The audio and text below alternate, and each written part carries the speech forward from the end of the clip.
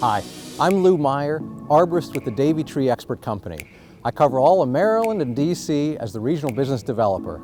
Davey is a national tree care service provider all over the Mid-Atlantic and North America. As human beings, we love having warm winters. Trees, however, need the cyclical nature of the seasons for them to be successful. We're seeing a lot of decline in the tree canopy, a lot of oaks that are showing signs of decline in the area, and we attribute a lot of that to climatic change. Now, when we say that, a lot of folks think that that means just hotter summers. The trouble for the trees is more those wild weather patterns, the fluctuations of the high temperatures then the low temperatures. Trees don't follow a calendar like you or I do. Trees follow weather patterns. They follow weather cues to know when to break bud, when to flower, and when to expect the changes. So when you have a really warm February, the trees think that it's springtime, and they spend a lot of energy pushing out buds and flowers.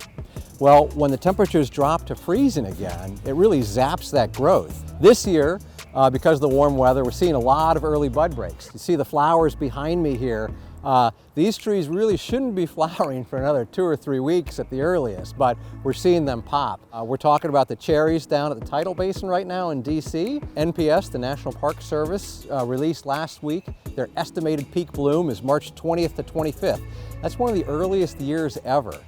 So we're going to see some early blooms. In the spring of 2023, we're going to see some expedited plant growth right off the jump. We have warm temperatures, we've had ample amounts of rainfall. It's a great growing condition for trees right now. We're going to see early flowering, and we're just going to see a lot of leaf out. For residents of Montgomery County, some great things to think about as we head into the spring are water your trees during times of drought.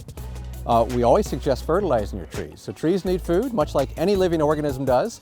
This time of year also, while you're out and about, while it's nice out and you're in your front yard, look up into the canopy and see if you lost any branches over the winter, if there's any broken hangers that could pose a threat to you or your property, any change in the situation of the tree, if maybe a strong winter wind shifted that trunk to either side, that could be a little bit of a concern. Springtime is a great time to plant trees. As long as they haven't broken out of dormancy yet and the ground's not frozen, there's lots of rain availability for them, so it's just a great period to get them started. Trees and water are the two most important resources that we have in this world.